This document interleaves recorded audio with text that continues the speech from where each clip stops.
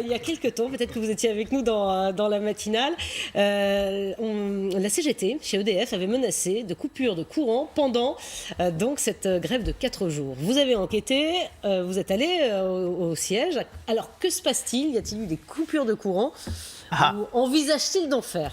Alors nous, avec Marine Trouchot, pour notre reportage, on a suivi la CGT Énergie en région parisienne. Regardez, dans une usine d'incinération. Pourquoi cette usine? Parce qu'en brûlant les déchets, elle fournit du chauffage à 1 million de personnes. Alors l'objectif, c'est de stopper l'activité ici, et ça se passe dans cette salle de contrôle.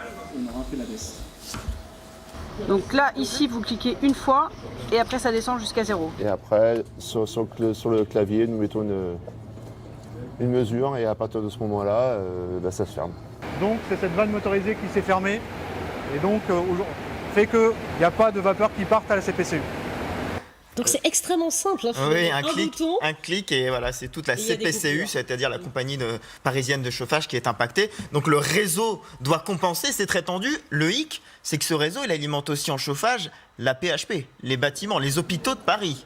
Donc là, c'est un sujet très sensible. Vous étiez engagé, Benjamin, sur ce plateau à ne pas faire de coupure dans les hôpitaux. Alors l'ont-ils fait? Écoutez cette conversation téléphonique filmée par Marine Trouchot. Donc tu me dis, la préfecture est en crise, donc ils sont vigilants aux situations. Si d'ailleurs le réseau risque de s'écrouler, on regardera pour remettre en service le réseau afin de sécuriser, quoi. Avant tout, c'est sécurisation du réseau pour éviter de faire tomber le chauffage et surtout les hôpitaux de Paris, quoi, sur le coup. Alors, pour être clair, ils ont pas provoqué de problème à la PHP, ni les usagers. Les conséquences, en un mot, on va quand même les donner.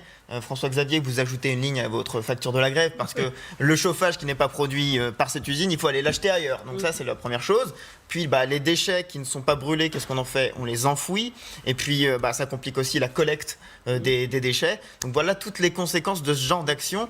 En matière de coupure de courant, pour l'instant, ça reste sporadique. On a eu une préfecture en Haute-Marne, des permanences de députés.